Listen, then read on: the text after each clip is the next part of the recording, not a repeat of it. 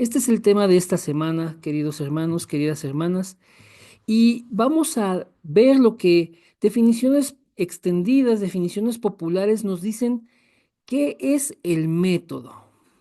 Bien, método, también como la vez pasada, carácter, es un término griego y método es una palabra compuesta, ¿no? Esta palabra método implica una meta, implica eh, la forma de hacerla, el camino a llegar a esa meta. El método es un camino a seguir o una vía para ir a ese lugar que nos estamos proponiendo. Es un camino para lograr un objetivo, hermanos. Es un conjunto de procedimientos, técnicas o algún conjunto sistematizado y ordenado para conseguir algo. Eso es el método. ¿Y por qué hoy morir a mi método? Resulta, amados hermanos, que generalmente si ponemos algún escenario, no sé, vamos a suponer, alguien está enfermo. Automáticamente, si esa persona soy yo, si esa persona es alguien que amo, alguien cercano, alguien de mi familia, tengo yo la tendencia a procesar en mi mente, en mi corazón, una forma de arreglar la situación. Ese es mi método. Vamos a suponer otra cosa. Estoy en un problema legal. En automático, hermanos, cuando yo comienzo a ver que estoy metido en un problema, mi mente comienza a cavilar el proceso por el cual yo quiero librarme de ese asunto. Vamos a poner otro escenario. Tengo problemas en casa, ¿no? Tengo problemas con el esposo, con la esposa, dependiendo, ¿no? Pero, dada la circunstancia, tendemos, hermanos, a querer solucionar las cosas por nosotros mismos. Nosotros queremos fijar un método para cada cosa que se nos presenta en la vida. Y está bien. Sin embargo, hay un método que es superior. Hay un método que es correcto, es infalible. Hay un método que supera nuestras propias expectativas. Hay un método que es verdaderamente correcto. Entonces, miren, vamos a leer esta cita, Zacarías 4:6. ¿Ahí me escuchan bien? Sí, hermano, se Sí, escucha bien. amén. Bien, dice así la palabra de Dios. Dice, entonces respondió y me habló diciendo, esta es la palabra de Jehová a Zorobabel, que dice, no con ejército, ni con fuerza, sino con mi espíritu, ha dicho Jehová de los ejércitos. Este es el método de Dios. ¿Cuál es el contexto de este pasaje en el que el profeta Zacarías, el profeta Ageo, eh, también está narrada esta historia en el libro del sacerdote Esdras, hermanos? El pueblo de Dios, después de salir de la cautividad de Babilonia, tiene, hermanos, la misión de parte de Dios de edificar nuevamente la casa del Señor. Este va a ser el segundo templo. El primer templo que construyó Salomón, hermanos, fue destruido.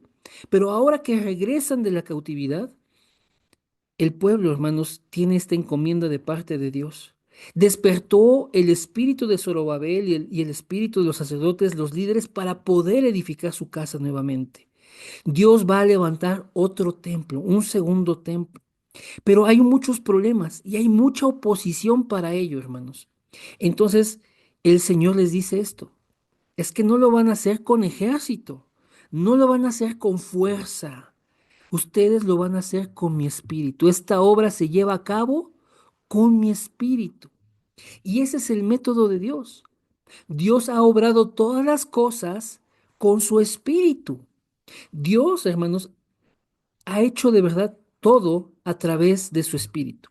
De hecho, mire, si usted revisa cuál es el primer versículo de la Biblia, nos va a hablar de esto. En el principio Dios creó los cielos y la tierra. Dios hizo las cosas y si usted sigue leyendo se va a dar cuenta que es por su espíritu. Y la tierra estaba desordenada y vacía, pero el espíritu de Dios se movía sobre la faz de las aguas. Hermanos, todo Dios lo ha hecho por su espíritu. ¿Sí?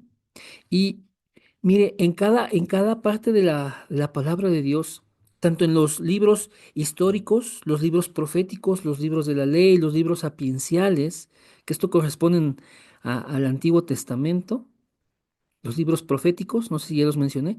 Hermanos, todos estos libros nos van a enseñar, hermanos, que Dios obra por medio de su Espíritu. El método de Dios es hacer las cosas de acuerdo a lo que es propio de su Espíritu. Entonces aquí podemos ver una comparación y un contraste. Mientras nosotros estamos con la tendencia de hacer las cosas en nuestra fuerza, a nuestra manera, con nuestras ideas, con nuestro propio estándar, bajo nuestra opinión, con nuestros recursos, con nuestros contactos, con nuestra experiencia, hermanos, el hombre echa mano de todo lo que tiene a su alcance, mientras que por otro lado Dios hace las cosas de acuerdo a su espíritu, de acuerdo a lo que es agradable a su espíritu, de acuerdo a lo que Él ha determinado y que conocemos por la palabra, porque la dio su espíritu. Dios nos ha dado a conocer cuál es su estándar por su propio espíritu. ¿Vamos bien hasta aquí? Amén. Amén. Entonces, vamos a Amén. la cita que hemos venido recordando en estas semanas, Gálatas 2:20. Con Cristo estoy juntamente crucificado y ya no vivo yo, mas vive Cristo en mí. Y lo que ahora vivo en la carne, lo vivo en la fe del Hijo de Dios, el cual me amó y se entregó a sí mismo por mí. ¿De qué se trata este tiempo? ¿De qué se tratan estos mensajes, hermanos? De morir a lo que somos, de morir a nuestras formas, a nuestras prácticas, de morir a lo que llevamos dentro y que es contrario al plan de Dios, a la palabra de Dios, a la voluntad de Dios. Lo que es bueno, hermanos, Dios lo va a hacer permanecer. Lo que es bueno, hermanos, Dios lo va a encauzar, lo va a encaminar. Pero lo que es contrario a Él, hermanos, nos conviene que muera.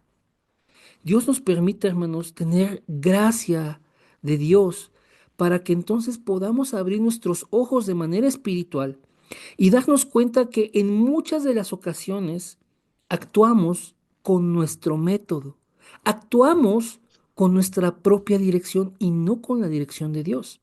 Recordemos entonces esta definición popular. El método es el camino, los pasos a seguir para llegar a tal cosa, a tal meta.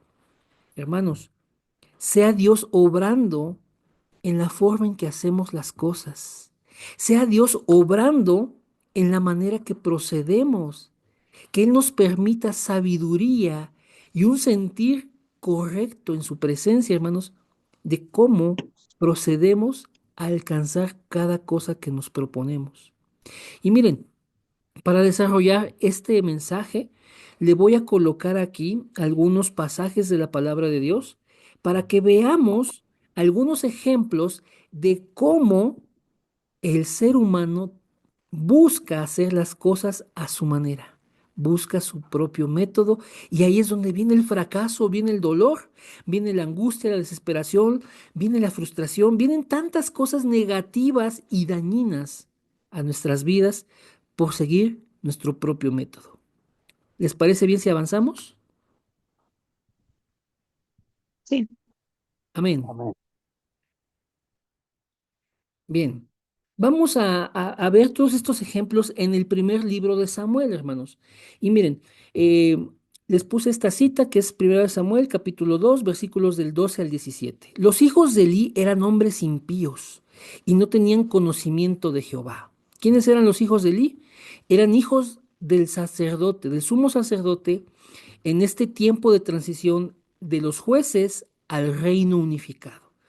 El arca de Dios estaba en un lugar llamado Silo y Elí era el sumo sacerdote y estos dos hombres de los que habla el versículo 12 eran sus hijos, los cuales también eran sacerdotes. Pero dice la palabra que eran hombres impíos y que no tenían conocimiento de Jehová. Y era costumbre de los sacerdotes con el pueblo que cuando alguno ofrecía sacrificio venía el criado del sacerdote mientras se cocía la carne trayendo en su mano un garfio de 3 dientes, y lo metía en el perol, o en la olla, o en el caldero, según fuera el caso, o en la marmita, y todo lo que sacaba ese garfio, el sacerdote lo tomaba para sí. De esta manera hacían con todo israelita que venía a Silo. Era el lugar donde estaba el arca del Señor, donde estaba, hermanos, el lugar de adoración. Y ahí se hacían los sacrificios. Asimismo, antes de quemar la grosura de estos sacrificios, venía el criado del sacerdote y decía al que sacrificaba, dame carne para asar para el sacerdote, porque no tomará de ti carne cocida, sino cruda. Y si el hombre le respondía, quema la grosura primero, es decir, pues primero ejecuta el sacrificio, ofrécelo conforme a lo que está estipulado en la ley y después toma lo que necesites. Él respondía, no, sino dámela ahora mismo, de otra manera yo la tomaré por la fuerza. Era pues muy grande delante de Jehová el pecado de los jóvenes, de estos hijos del sacerdote que también eran sacerdotes. Porque estos hombres, hermanos, menospreciaban las ofrendas de Jehová.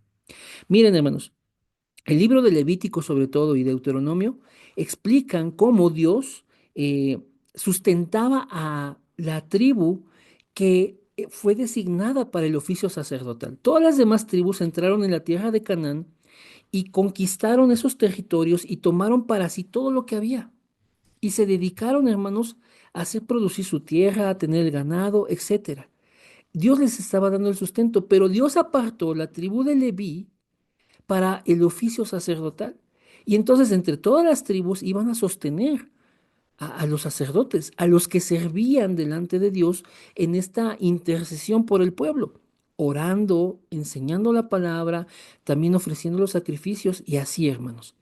Entonces, Dios había estipulado que del altar podían tomar los sacerdotes, pero era primero, hermanos, ofrecer el sacrificio. Hay toda hermanos, toda una larga lista de procedimientos en la palabra de Dios que enseñaban con exactitud cómo se llevaban a cabo de manera agradable a Dios estos sacrificios.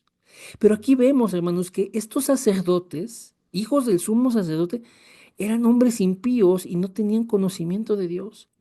Y venían e interrumpían y malversaban el sacrificio que se hacía, hermanos.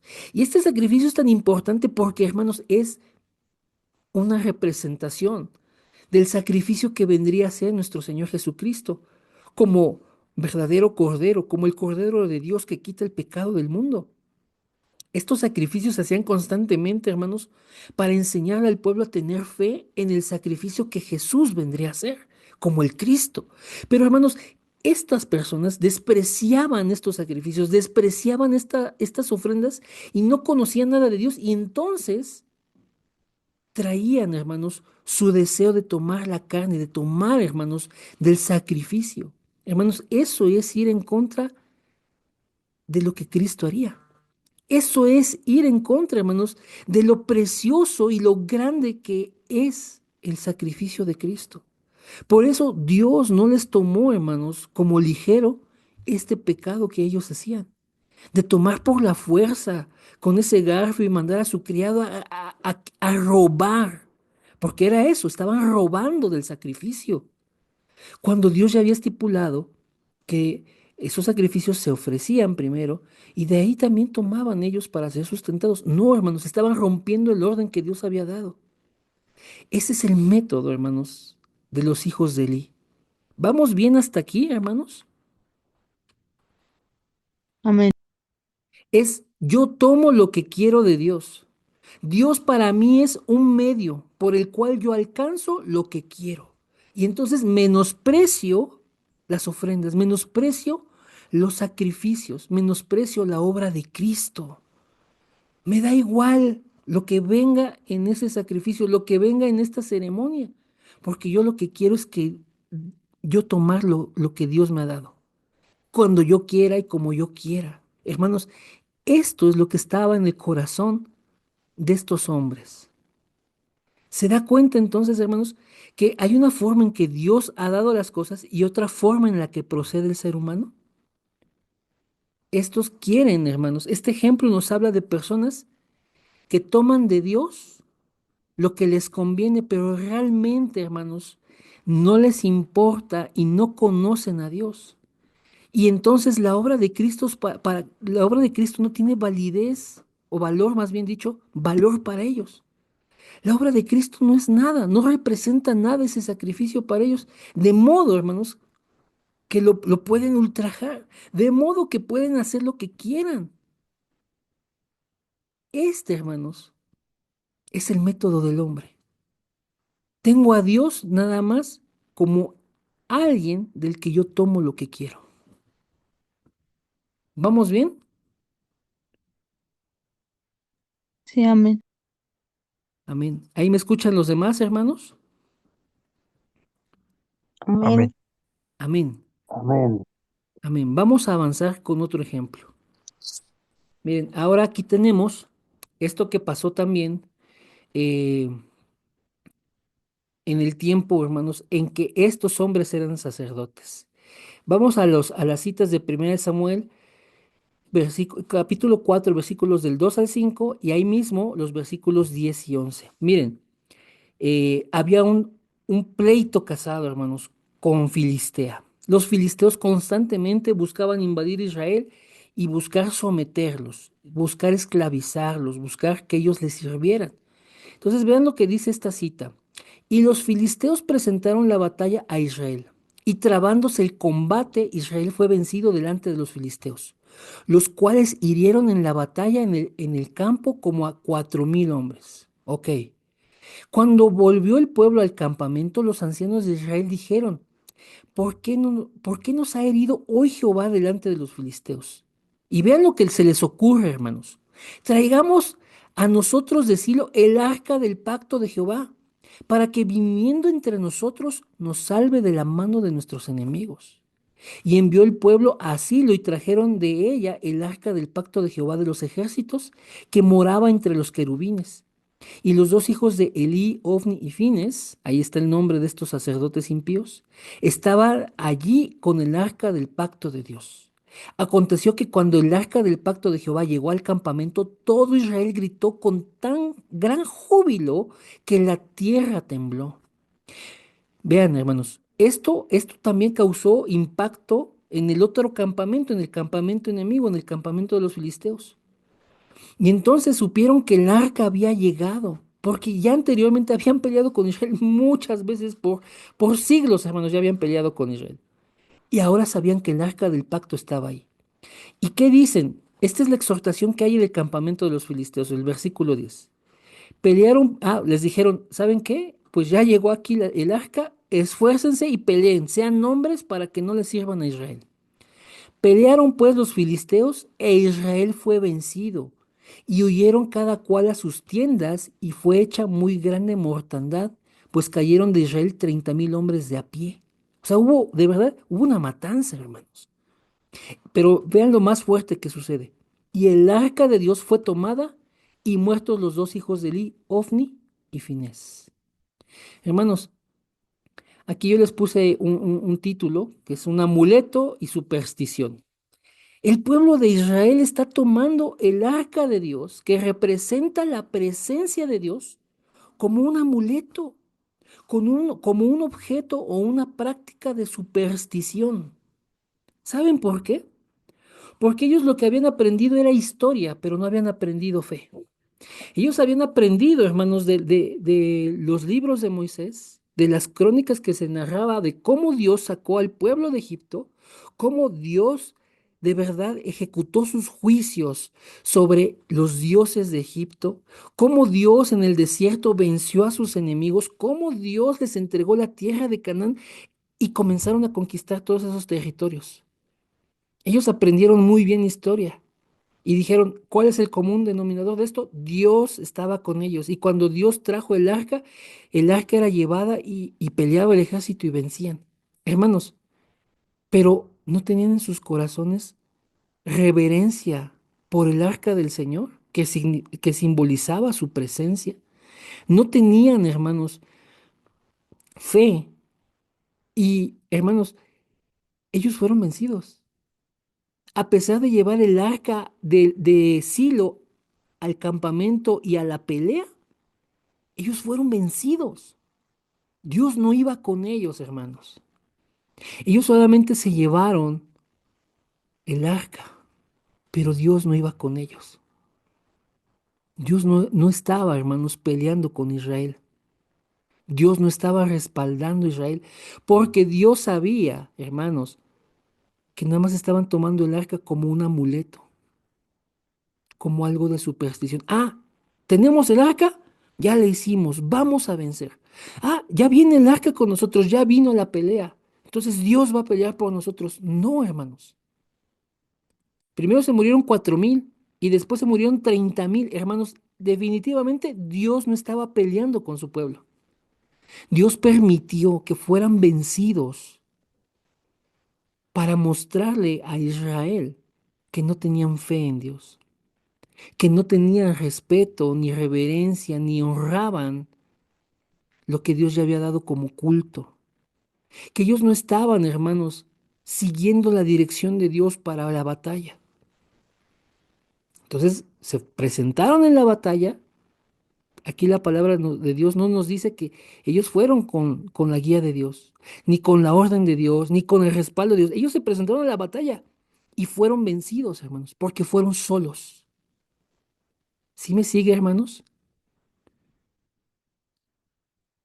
Sí, amén. Amén, amén, amén.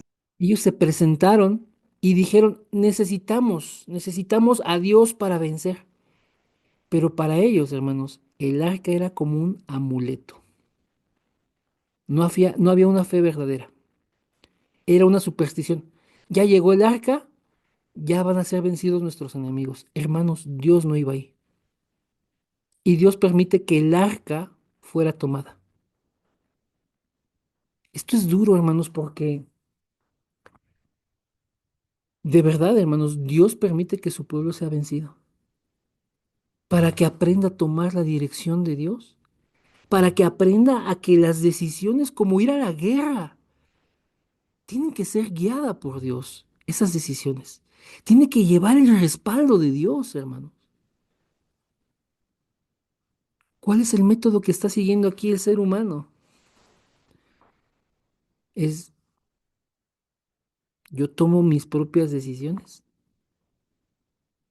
y de Dios solamente tengo la cultura cristiana, ¿no? Tengo una Biblia. Voy a la iglesia, pero yo soy el que toma las decisiones. Voy al culto los domingos, pero yo sigo mis propias decisiones. Me enfrento a cada situación con mis propias decisiones. Ese es mi método. A Dios lo tengo ahí como un amuleto. La palabra la tengo ahí como una superstición, pero yo soy el que hace las cosas. Esto es lo que le pasó al pueblo de Israel. Fueron vencidos por tomar así a Dios, hermanos. Hay que morir a nuestro método. Definitivamente, hermanos, necesitamos que Dios nos guíe en todo lo que hacemos. Dios nos libre de tenerlo a Él y a su palabra como un amuleto, como una superstición. Así de, porque fui al domingo, ya me va a ir bien en la semana. Porque me presenté a la oración de la madrugada, ya la hice. No, pues entré al aposento, ya estuvo, ya. Hermanos, no, definitivamente no. Si estamos desarrollando ese método, hermanos, hagámoslo a un lado. Alguna vez, incluso, hermanos, con pena se los digo, una vez una persona en la congregación me dijo, cuando lo saludé, ya vine porque quiero que me vaya bien en la semana.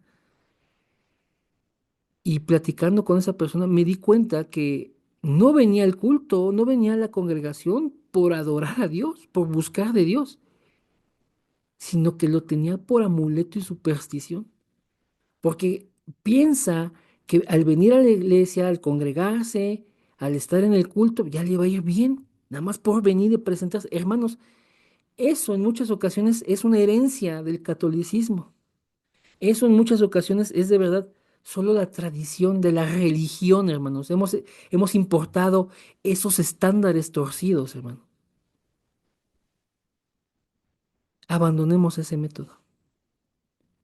Abandonemos, hermanos, todo método humano. Dios nos lleve, hermanos, a tenerle honra a Él.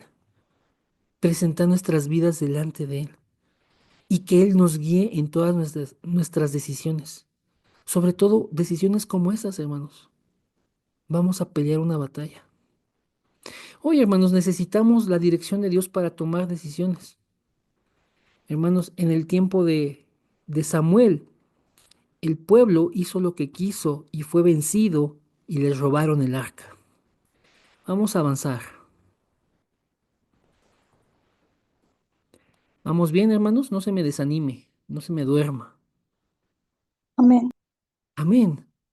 Miren, aquí tenemos otro título, desechando la autoridad. En el capítulo 8 del primer libro de Samuel, hermanos, vemos este pasaje. Aconteció que habiendo Samuel envejecido, puso a sus hijos por jueces sobre Israel. Y el nombre de su hijo primogénito fue Joel, y el nombre del segundo Abías. Y eran jueces en Berseba. Pero no anduvieron los hijos por los caminos de su padre. Antes se volvieron tras la avaricia, dejándose sobornar y pervirtiendo el derecho. Hermanos, contrario a lo que Samuel su padre hacía. Samuel creció, hermanos, en la misma presencia de Dios. Samuel es un tipo de Cristo, hermanos. Samuel, hermanos, de verdad, Dios sostuvo todas sus palabras. Fue un profeta fiel. Pero aquí vemos que la palabra nos declara que sus hijos no anduvieron en el camino de bien que Samuel anduvo delante de Dios. Estos hermanos, estas personas eran dadas a esa ganancia deshonesta, se dejaban sobornar, pervertían el derecho. Hermanos, eran personas dañinas para el pueblo. Entonces los ancianos de Israel se juntaron y vinieron a Ramá. Ramá es el lugar donde Samuel vivía, para ver a Samuel. Y le dijeron, he aquí, tú has envejecido y tus hijos no andan en tus caminos. Por tanto, constitúyenos ahora un rey que nos juzgue. Vean lo que pide el pueblo. No queremos a tus hijos. No son como tú. No anduvieron en tus pasos. Pero constitúyenos ahora un rey que nos juzgue. ¿Cuál es el corazón del pueblo? Vea lo que dice la palabra. Como tienen todas las naciones.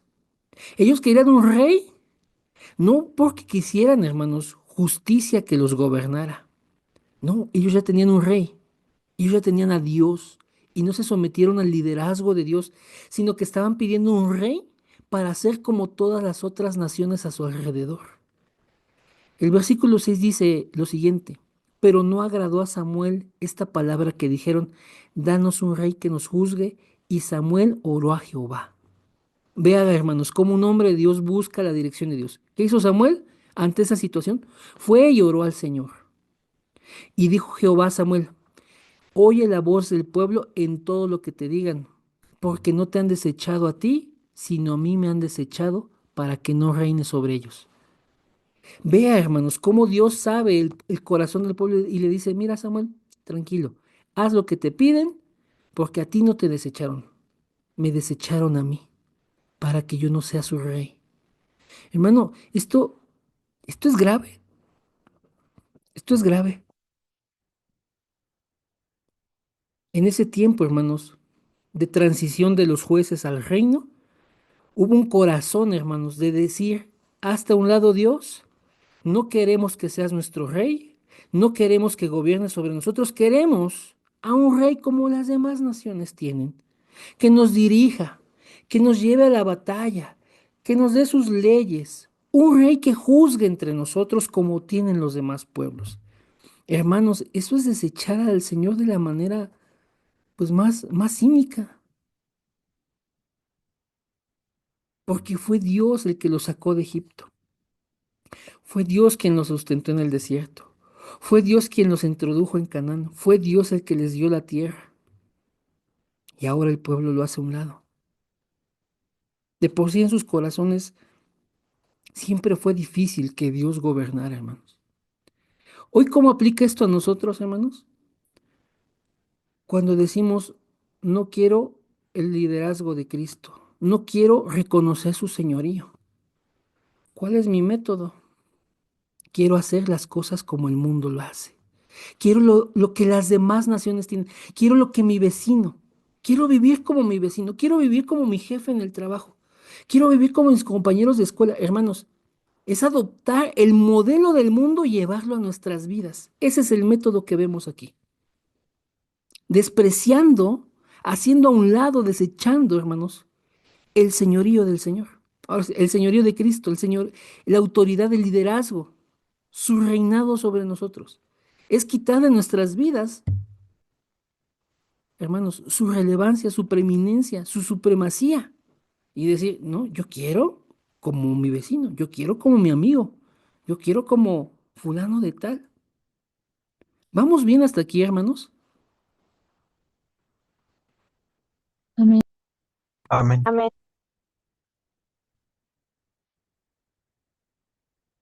Dios nos permita someter nuestras vidas al señorío de Cristo.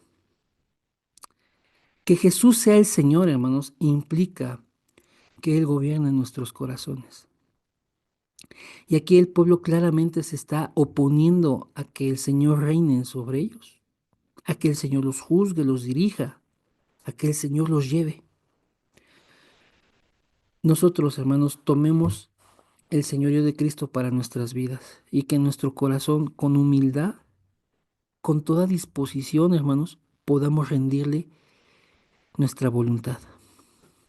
Dios permita, hermanos, que estos ejemplos, hermanos, de verdad toquen nuestras vidas para que podamos ver, hermanos, el destino de un pueblo rebelde, pero también asimismo podamos ver la gracia que Dios nos da cuando Él es el Señor de nuestras vidas.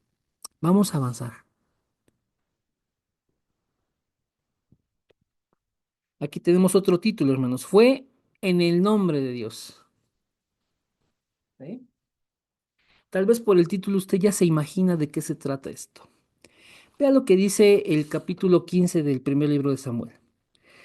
Versículo 19.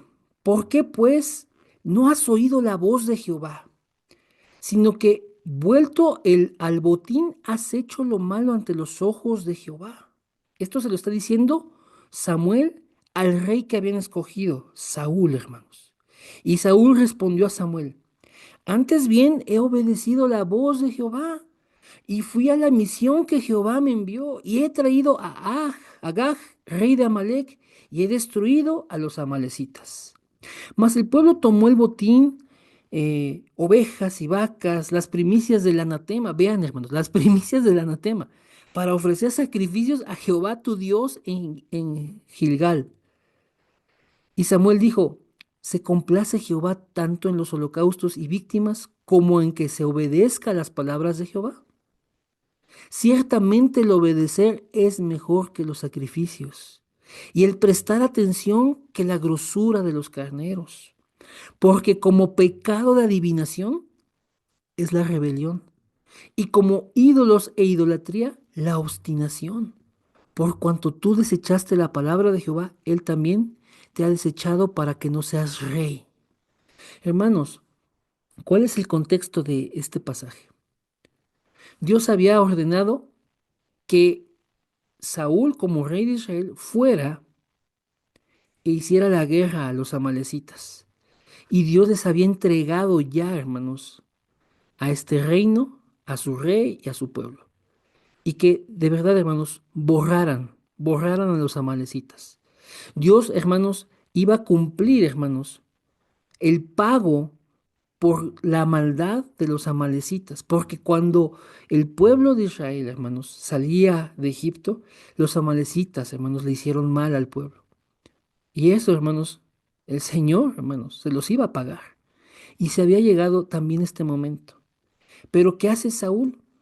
Bueno, vamos a destruir todo lo demás, pero vamos a dejar con vida al rey. Y miren, además, se ven buenas esas ovejas y esas vacas, y estos tesoros me parecen muy buenos y hay que tomarlos. Dice aquí el versículo 21, las primicias del anatema, hermanos. ¿Qué es lo que quiere hacer Saúl con estas cosas?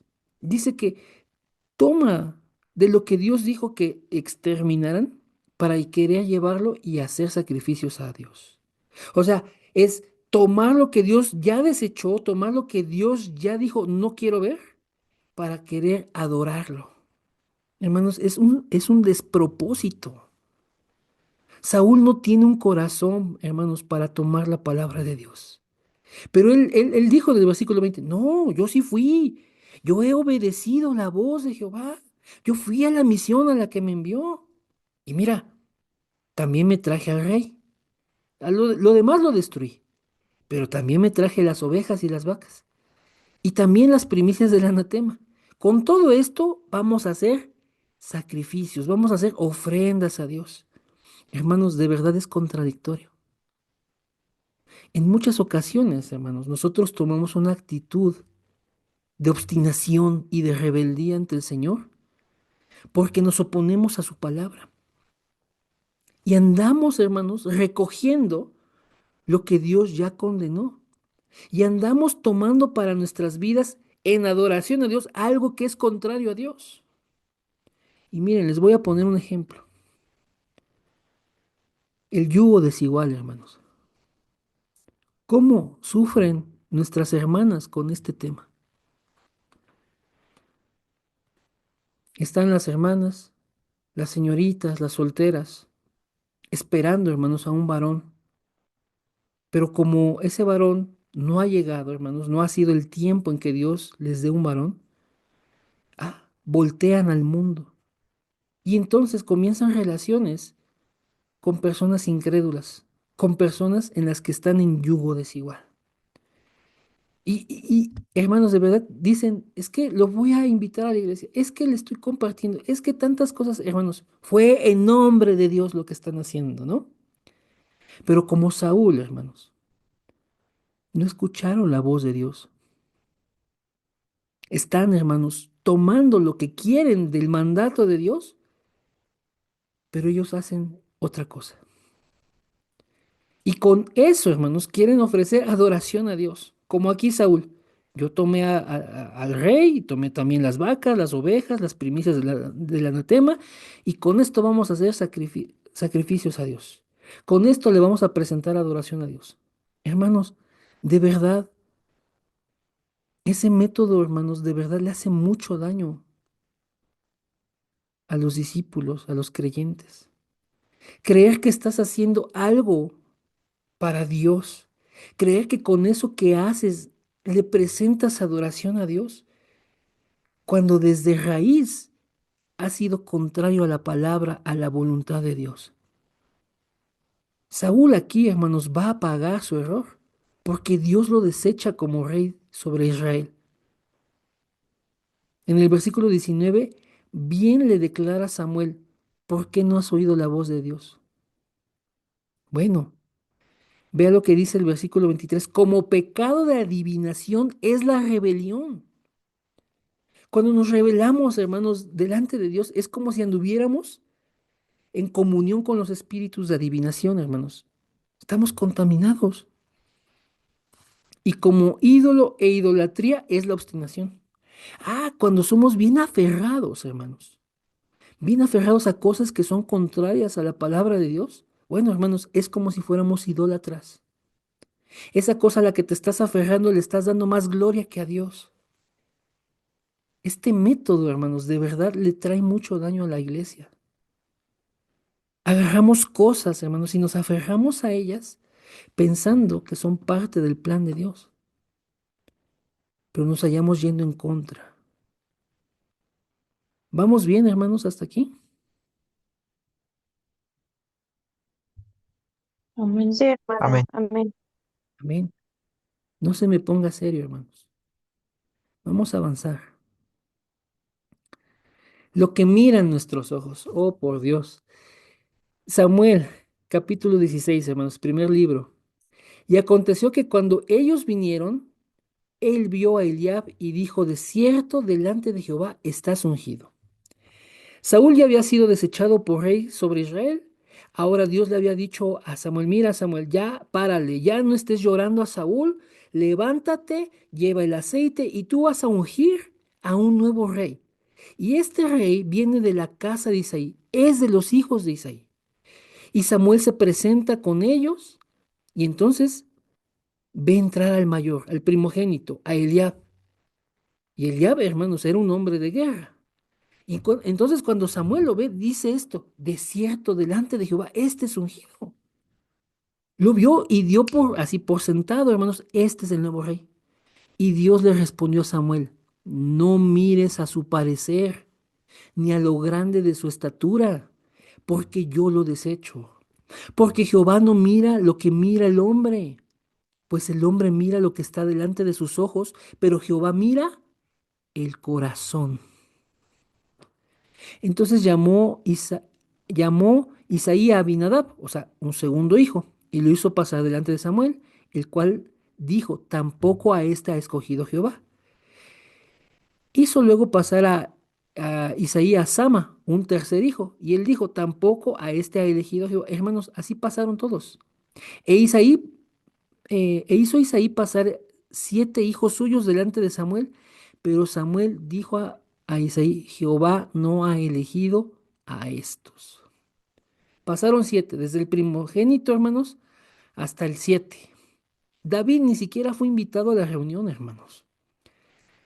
Pero lo importante de este pasaje es que Dios no mira como nosotros miramos. La palabra dice que nosotros miramos lo que tenemos enfrente y nos dejamos llevar, hermanos, por esas cosas. ¿Cuál es tu método? Ah, pues lo que se ve bien. Esto parece que es bueno, a eso lo tomo. Tu método es, mi método es, el método del ser humano es dejarse llevar por las apariencias. ¿Qué le pasó a Lot, hermanos?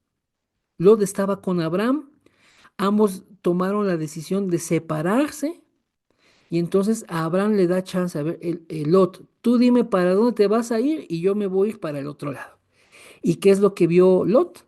Lot vio la llanura y dijo, no, estos pastos están increíbles, aquí mi ganado va a prosperar, esto se ve muy bien, miren, allá está agua, me va a ir súper bien aquí.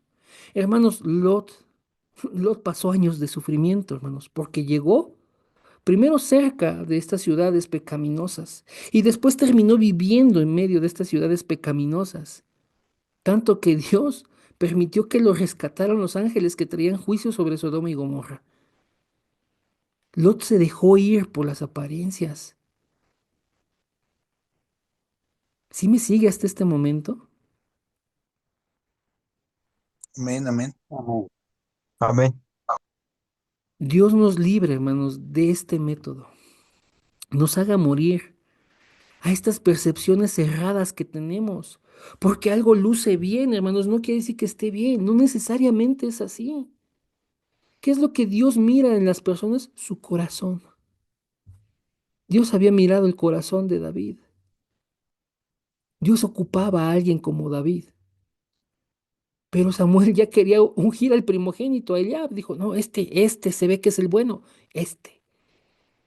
Hermanos, ninguno de los 7 hijos que pasaron fue elegido por Dios. El que ni fue contado en la reunión, ese fue el que Dios eligió. De verdad, a veces nosotros sufrimos, padecemos cosas porque nos dejamos llevar por este tipo de métodos. Lo que se ve bien, eso es lo que tomamos. No necesariamente, hermanos, está en la voluntad de Dios. Y entonces viene la consecuencia.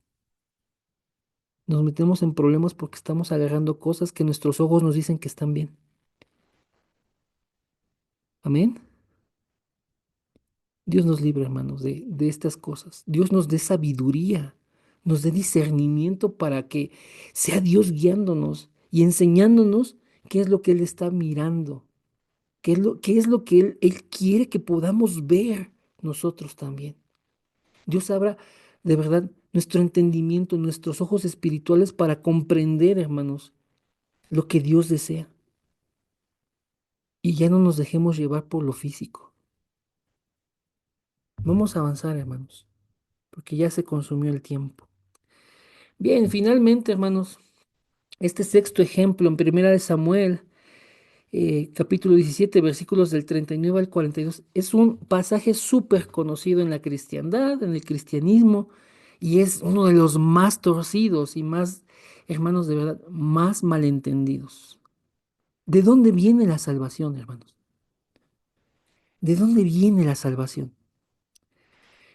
Se enfrentan nuevamente filisteos contra israelitas Y hay un paladín, así lo describe la Biblia, era un paladín, o sea, hermanos, este era un hombre de guerra, era, hermanos, un gigante poderoso, Goliat. Se presentó durante 40 días desafiando a Israel y todos estaban muertos de miedo. Pero David había llegado al campamento donde se estaba preparando el pueblo para la pelea, pero no había pelea porque nadie le podía hacer frente a Goliat. Y entonces él se animó, hermanos. Dios despertó en él que fuera a pelear. De hecho, Dios lo llevó, hermanos, para que peleara. Dios orquestó todo, hermanos. Pero vemos, hermanos, que previo a la pelea, a la muy fugaz pelea, David, hermanos, siguiendo instrucciones de Saúl, pues fue vestido con la armadura, probó cosas y no, hermanos. Y ciñó David su espada sobre sus vestidos y probó a andar, porque nunca había hecho la prueba.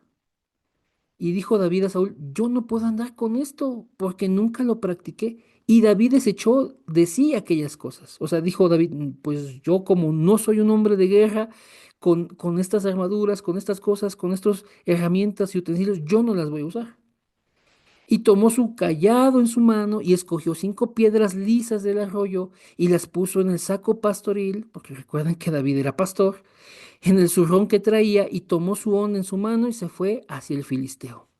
Así David fue a la batalla, hermanos, con esas cosas que llevaba. Y el filisteo venía andando y acercándose a David y su escudero delante de él. El otro llevaba hasta escudero.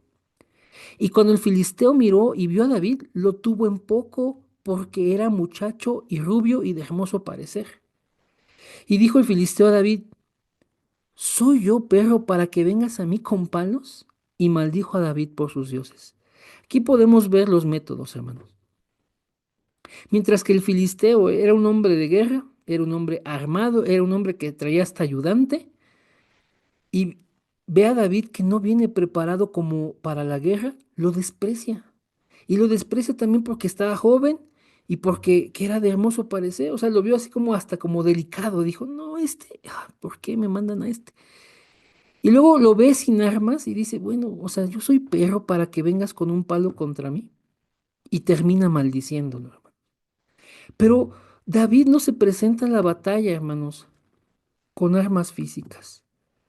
Dios permitió que David se presentara en su nombre, en su autoridad, hermanos. Entonces aquí viene, hermanos, esta pregunta, ¿de dónde viene la salvación? Hermanos, David fue ungido por rey. Eso está en Primera de Samuel, capítulo 16, versículo 13. Y cuando fue ungido, la palabra enseña que desde ese momento, el Espíritu de Dios estaba sobre él. ¿De dónde viene la salvación? Del ungido que Dios toma, hermanos. Entonces, en muchas ocasiones, hermanos, estamos buscando la solución a algo. Estamos buscando que se destrabe algún problema. Estamos buscando muchas cosas, resolver ciertos temas. Hermanos, cuando la solución está en el ungido. Cuando la solución de verdad está en el ungido. De manera humana, 40 días no le pudieron hacer frente al problema. Nadie se paró para luchar contra Goliat. Nadie dijo, yo voy a pelear en el nombre del Señor. Nadie, hermanos, todos estaban muertos de miedo. Y aquí viene la malversación de este pasaje, hermanos. Muchos predican este pasaje diciendo, no sé como David, levántate y enfrenta a tus gigantes. No, hermanos, ahí nosotros los que somos en esta historia, hermanos, somos el pueblo aterrorizado por 40 días, paralizados porque no podíamos hacer nada contra nuestro enemigo, hasta que llegó el ungido y el ungido venció al gigante.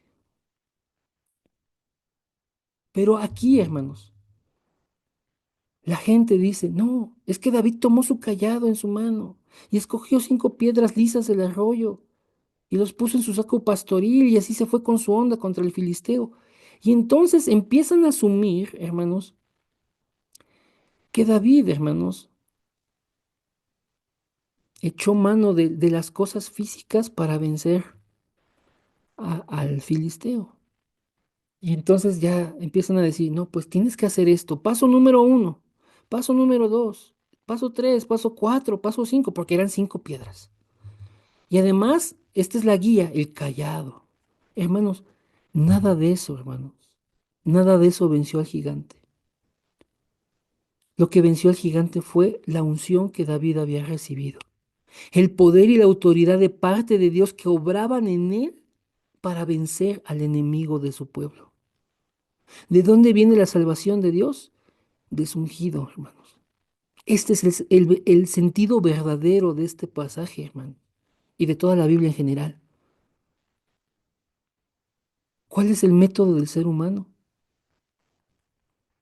¿Quieres probar cosas que tú no has andado antes, tú no has practicado antes, como esa armadura que David no quiso usar? ¿O quieres prepararte en 5 cosas para hacer no sé qué, para mejorar tal cosa? ¿O sigue el ABC de no sé qué para conseguir tal cosa? Hermanos, pura psicología, puro coaching, pura superación, pura autoestima, cosas que Dios ha desechado. La palabra de Dios nos dice en 1 de Corintios, hermanos, que Dios desechó la sabiduría humana y que mediante la sabiduría humana no le van a conocer a Él. Él que escogió la predicación de la palabra para salvar a quienes creyeran. ¿La salvación de dónde viene? Del ungido de Dios. No enfrentemos nuestros problemas, no enfrentemos nuestras cosas, hermanos, con cosas humanas. Enfrentemos, hermanos, cada situación desde el poder y la autoridad del ungido. Ese sí es el método de Dios, lo que obra su espíritu. Su espíritu vino sobre David y David venció al gigante. Ni siquiera se encontraron, hermanos, ni siquiera hubo ahí un agarrón. Hermanos, en el primer momento David fue y mató al gigante, representando lo que justamente Cristo vino a hacer con Satanás. Vino el Señor y destruyó por medio de la muerte al que tenía el imperio de la muerte. Esto es al diablo. ¿Dónde dice eso la palabra? Hebreos 2, 14 y 15. Capítulo 2, versículos 14 y 15. ¿Vamos bien hasta aquí, hermanos? Amén. Amén. Bien, hermanos. Bien. Pues se ha consumido el tiempo, hermanos. De verdad les agradezco estos minutos extra. Hasta aquí la palabra de Dios. Voy a checar si alguien tiene temas de oración. Miren, aquí nuestro hermano Javier Núñez pone una oración para mi familia, perdón, para la familia Pérez Castañeda. Que ellos les quieren y les admiran mucho. Por supuesto que sí, hermano Javier, vamos a orar por la familia Pérez Castañeda. Ujú. Y vamos a orar también por la salud de su mami y de su suegra, la señora Juanita Martínez Terrón y la señora Celestina Luna Mejía. Claro que sí, hermano Javier. ¿Alguien más que tenga temas de oración, hermanos, puede escribirlos aquí o puede mandármelos aquí al chat, hermanos, al WhatsApp? Eh, y mientras, hermanos, que usted va anotando esos temas de oración, quisiera saber si alguien tiene fórum de este mensaje, hermanos. Si alguien quiere expresarnos lo que Dios le ha hablado, que es de bendición para todos los demás, que es de retroalimentación y nos bendice, hermanos, porque en muchas ocasiones el fórum, hermanos, se trata de cosas que tú no viste en el mensaje, pero alguien recibió gracia de Dios para verlo y cuando te lo da, hermanos, cuando damos el fórum, bendecimos a las demás personas que escuchan. Si alguien tiene fórum, hermanos, por favor, adelante, los escuchamos.